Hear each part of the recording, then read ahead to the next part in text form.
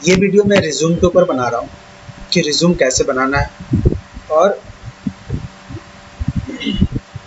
Resume का क्यों ज़रूरत पड़ता है। सबसे पहली क्वेश्चन है कि रिज्यूम का ज़रूरत क्यों पड़ता है।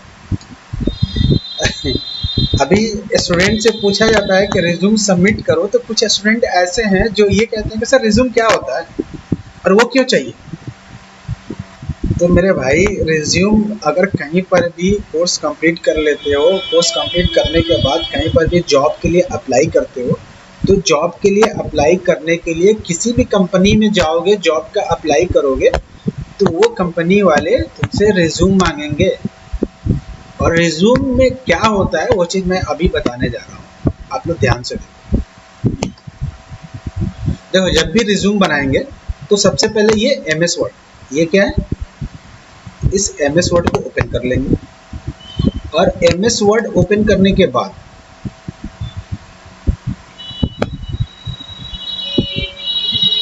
यहाँ पर ये बना बनाया रिज्यूम है, इसी के ऊपर मैं एक्सप्लेन कर रहा हूँ, आप लोग इसको देख करके समझ जाना।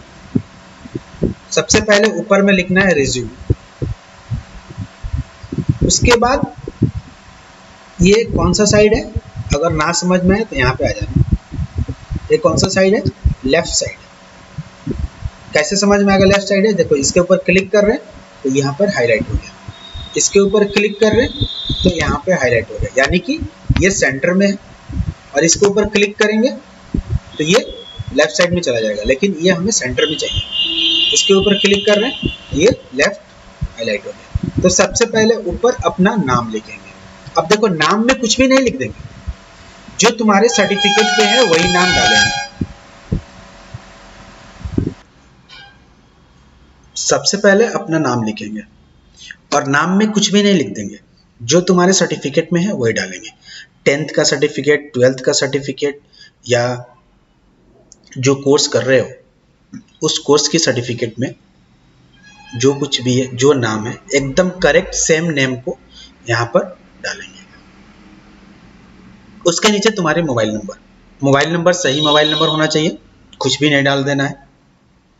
मोबाइल नंबर इसलिए डाला जाता है कि जिस कंपनी में अगर तुम जॉब के लिए अप्लाई कर रहे हो, किसी भी कंपनी में, तो वो कंपनी के HR जो हैं, मतलब जो तुम्हें सेलेक्ट करेंगे, वो तुम्हारे रिज्यूम को चेक करेंगे। अगर उनको अच्छा लगेगा तो तुम्हारे नंबर पे फ़ोन करके वो तुम्हें बुलाएंगे कि ठीक है भाई, आ जाओ इस डेट को इंटरव्यू देने के लिए। इसलिए मोबाइल नंबर करेक्ट होना चाहिए, ईमेल ID करेक्ट होना चाहिए। अब देखो, ईमेल ID में लोग क्या करता है कि अपना नाम के आगे बॉस लगा देते हैं, डॉन लगा देते हैं, don@gmail.com, boss@gmail.com, lovely@gmail.com, बहुत सारा नाम लगा करके और वो ईमेल ID क्रिएट कर लेते हैं। तो ये लवली हो गया, बॉस हो गया, डॉन हो गया, ये सब प्रोफेशनल ईमेल ID नहीं। Professional email ID in the sense हो गया अपने नाम के साथ लगाओ। जैसे कि हमारा नाम है MD फिरोज खान, मैंने क्या किया यहाँ पर firoz@gmail.com बना दिया, ये एक प्रोफेशनल ईमेल ID होगी। या firozkhan@gmail.com बना देंगे, वो भी एक प्रोफेशनल ईमेल ID होगी। लेकिन कोशिश करना है कि जो ईमेल ID है वो जितना शॉर्ट में हो, जितना छोटा हो, क्योंकि छोटा होगा, शॉर्ट में होगा, तो हम क्या करेंगे, उसको आसानी से पढ़ सकते हैं और टाइपिंग करने में भी मुझे ज़्यादा टाइम नहीं लगेगा। हमें नहीं, जो कंपनी वाले हैं उनको। तो ये हमें ध्यान में रखना है कि जो भी ईमेल ID हम बनाएं वो एकदम परफेक्ट क्लियर बनाएं।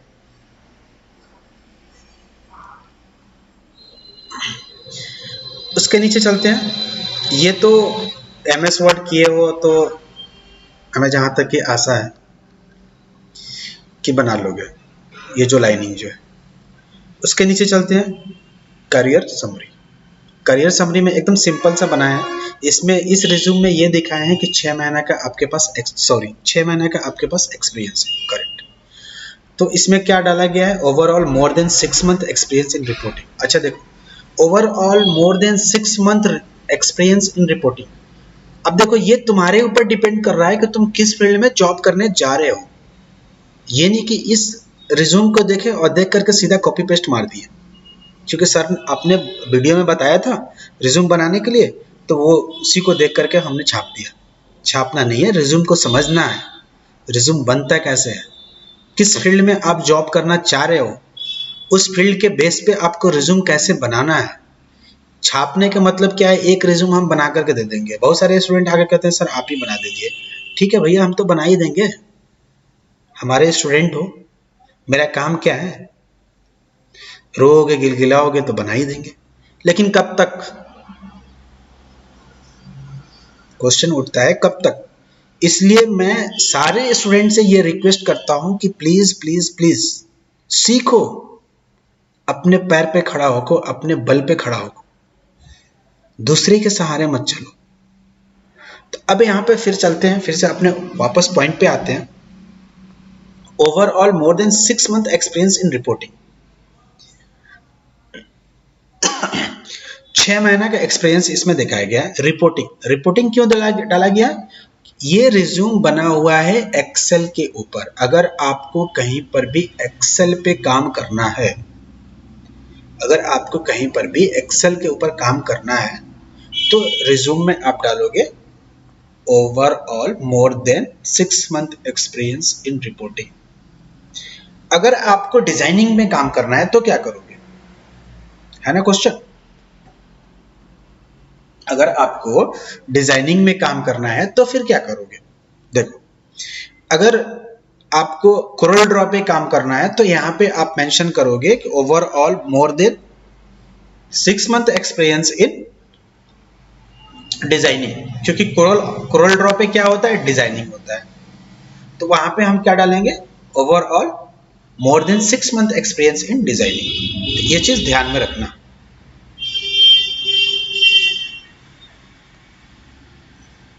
ठीक है। उसके नीचे चलते हैं, प्रोफेशनल समरी, मतलब अपने बारे में। पर्सनल समरी यहां पे आ गया। प्रोफेशनल समरी में 2 पार्ट है, एक है पर्सनल समरी, सेकेंड वन है करंटली वर्किंग। अब देखो पर्सनल समरी क्या है, पर्सनल समरी क्या है, यहाँ पे आई एम MIS एग्जीक्यूटिव। अगर आपको एक्सेल पे काम करना है तो वहां पे आपका डेजिग्नेशन जो है वो MIS का हो जाता है। MIS का फुल फॉर्म होता है मैनेजमेंट इंफॉर्मेशन सिस्टम, ध्यान रखो। मतलब कि आपको, आपके पास अगर एक्सेल की अच्छी नॉलेज है तो आप वहां पे जो काम करोगे तो ये नहीं कहोगे कि आप एक्सेल के ऊपर काम कर रहे हो, आप ये कहोगे कि मैं MIS हूं, MIS के ऊपर काम करता हूं, मैं MIS एग्जीक्यूटिव हूं, ठीक है। अब सेकेंड है कि अगर हमको डिजाइनिंग में काम करना है, जैसे कि कोरल ड्रॉ पे काम करना है, तो आप क्या कहेंगे, यहां पर क्या लिख रहे हैं, एक्सपीरियंस इन डिजाइनिंग, तो आई एम डिजाइनर, इसलिए इसको रेड किए। यहां पे ध्यान से सुन लो, इसको आपको रेड नहीं करना है, ये हाईलाइट करने के लिए, आपको समझाने के लिए, दिखाने के लिए कि इतना दूर में, यहां से यहां तक में सिर्फ इसी को चेंज करना है, इस पार्ट को चेंज करना है। अगर एक्सेल के ऊपर काम करना है तो MIS एग्जीक्यूटिव, अगर आपको कोरल ड्रॉ पे काम करना है तो यहां पर डालना है डिजाइनर, अगर आपको टैली पे काम करना है तो यहां पर डालना है अकाउंटेंट, अगर आपको टैली पे काम करना है तो यहां पर भी आपको डालना पड़ेगा क्या, अकाउंटेंट। इसको भी रेड कर देते हैं, क्योंकि मुझे पता है हमारे स्टूडेंट बहुत समझदार स्टूडेंट होते हैं। हमारे पास जितने स्टूडेंट हैं ना, बहुत ही समझदार लोग हैं, तो वो ज़्यादा समझ जाते हैं, ठीक है। तो ध्यान में रखना है कि यहाँ पर रेड है और यहाँ पर भी रेड है, इस जगह पे चेंज करना है अपने रिक्वायरमेंट के हिसाब से। बाकी सब ये सेम रहेगा, इसमें कोई चेंज करने की ज़रूरत नहीं, सिर्फ इस जगह पे चेंजिंग करनी है। अगर आपको अकाउंटिंग में काम करना है तो यहाँ पे अकाउंटेंट डाल देना है, एक्सेल पे काम करना है तो रिपोर्टिंग डाल दो, और कोरल ड्रॉ पे काम करना है तो डिजाइनर डाल दो यहाँ पर और यहाँ पे, ठीक है। नेक्स्ट चलते हैं करंट वर्किंग। जैसे कि यहाँ पे क्या है कि अभी करंटली क्या चल रहा है कि हमारे पास जितने स्टूडेंट जो पास आउट हो रहे हैं तो उनको 6 मंथ, अभी 6 मंथ का हम लोग ट्रेनिंग दे रहे हैं। एक कॉर्पोरेट ट्रेनिंग दिया जा रहा है, तो वो लोग अपने रिज्यूम में करेंटली डाल रहे हैं कि 6 month currently working at Weber IT Solution Private Limited in Central Team from last 6 months। 6 महीने का आपका एक्सपीरियंस, मतलब कि यहाँ पर 6 महीने का हम लोग ट्रेनिंग दे रहे हैं और 6 महीने का ट्रेनिंग दे करके एक कॉर्पोरेट ट्रेनिंग दे रहे हैं, और कॉर्पोरेट ट्रेनिंग दे करके उनको 6 महीने का एक एक्सपीरियंस सर्टिफिकेट उनको हम लोग दे रहे हैं। तो अभी भी जो भी स्टूडेंट जो ऑलरेडी कोर्स कंप्लीट कर चुके हैं और वो कॉर्पोरेट ट्रेनिंग लेना चाह रहे हैं तो ऑलवेज वेलकम, वो आ सकते हैं। या आप कहीं और ऑलरेडी जॉब कर रहे हो, तो जिस कंपनी में आप जॉब कर रहे हो उस कंपनी के नाम आप यहाँ पे डाल देना। इसको भी रेट कर दे रहे हैं, हाईलाइट कर दे रहे हैं। और जितना दिन से कर रहे हो उतना मंथ डाल देना, या ईयर है तो ईयर डाल देना। ठीक है, जो जो रेड है उसी जगह पे आपको चेंज करना है।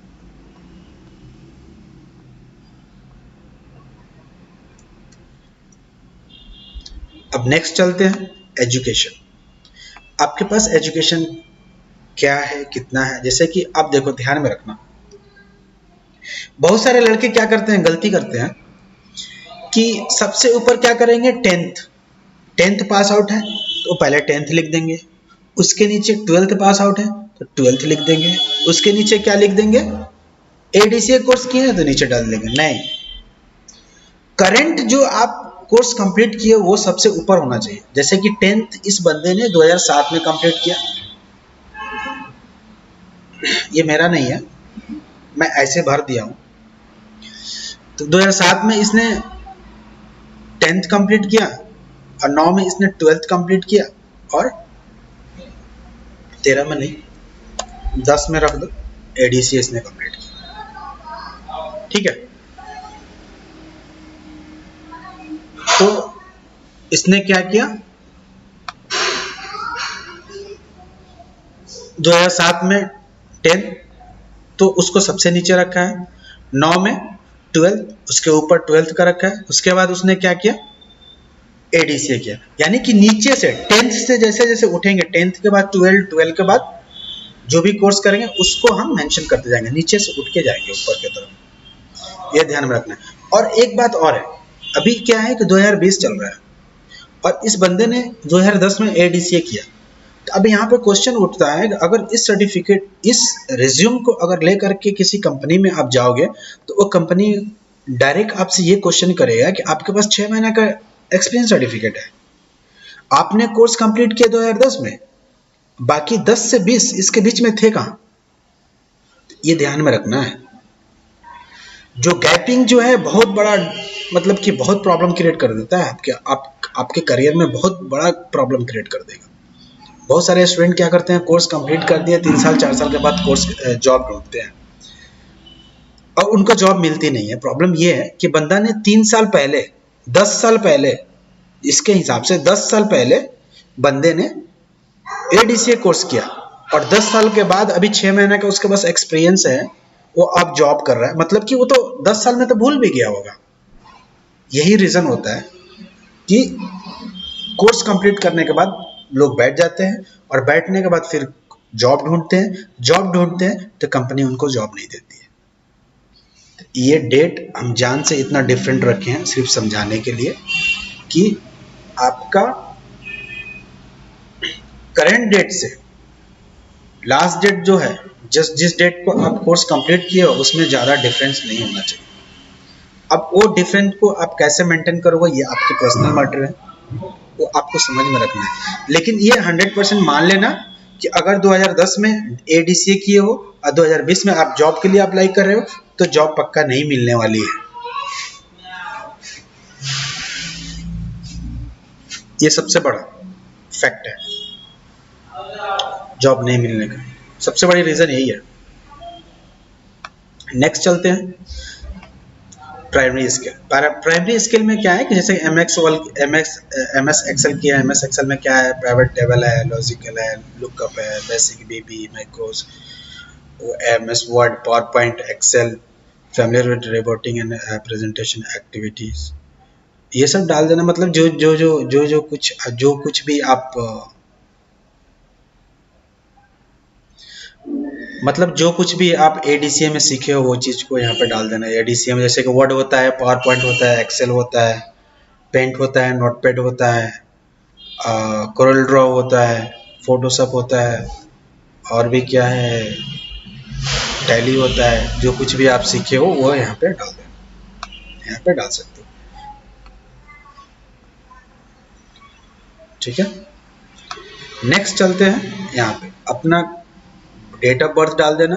और डेट ऑफ बर्थ अपनी खुशी से नहीं, जो आपके सर्टिफिकेट में है वही डेट ऑफ बर्थ डालना है। ऐसा नहीं कि 18 मार्च को हमारा डेट ऑफ बर्थ है, 19 मार्च को हम डेट ऑफ बर्थ ऐसे मनाते हैं तो 19 मार्च को डाल दिए। नहीं भैया, जिस डेट को पैदा हुआ नहीं, जो डेट तुम्हारे सर्टिफिकेट में है। अक्सर होता है ना कि पैदा का किसी और डेट का हुए है और हमारे सर्टिफिकेट में कोई और डेट पड़ा हुआ है। तो जो आपके सर्टिफिकेट में जो डेट है, जो आपके डॉक्यूमेंटेशन में डेट है, उसी डेट को डालना है। ठीक है, और लैंग्वेज आप जो लैंग्वेज जानते हो डाल देना। इंग्लिश, हिंदी, ये तो सभी लोग जानते हैं, इंग्लिश हिंदी। बाकी शादीशुदा हो तो मैरिड लिख देना, नहीं हो तो मैरिड डाल देना। एड्रेस में 2 एड्रेस डालना, एक परमानेंट, एक प्रेजेंट एड्रेस। परमानेंट एड्रेस में जिस एड्रेस पे आप रह रहे हो, अब जैसे देखो यहाँ पे किसी का परमानेंट और प्रेजेंट दोनों एड्रेस सेम होता है, तो यहाँ पे दोनों एड्रेस सेम ही डाल देना। जैसे कि यहाँ पे इस बंदे का एड्रेस सेम ही है, इस बंदे ने सेम एड्रेस डाल दिया। अब जैसे परमानेंट एड्रेस कोई बंदा बिहार का होता है तो अपना परमानेंट एड्रेस बिहार का डाल दिया। जैसे कि आधार कार्ड में उसका बिहार का एड्रेस है तो बिहार का डालेगा परमानेंट एड्रेस। और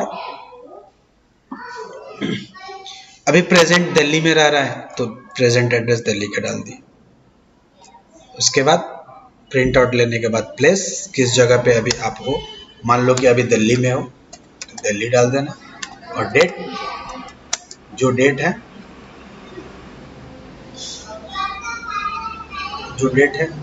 करेंट डेट, जिस दिन तुम प्रिंट आउट इस रिज्यूम को लोगे उसी करेंट डेट को डाल देना। ऐसा नहीं कि आज हम ये रिज्यूम बनाए हैं तो आज का डेट डाल देना। नहीं, जिस दिन जॉब के लिए अप्लाई कर रहे हो उस डेट को डालना है इसके ऊपर। पेन से भी लिख सकते हो, कोई ऐसा इशू नहीं है। प्रिंट आउट निकाल के आप रख लो, जिस डेट को आप जॉब के लिए अप्लाई कर रहे हो वो डेट आप डाल देना। ठीक है, ये रहा रिज्यूम, इसको आप लोग ध्यान से देख लेना। अगर कोई इश्यू हो, कोई प्रॉब्लम हो तो ऑफिस का जो नंबर है, ऑफिस के नंबर पे फ़ोन करके बात कर लेना।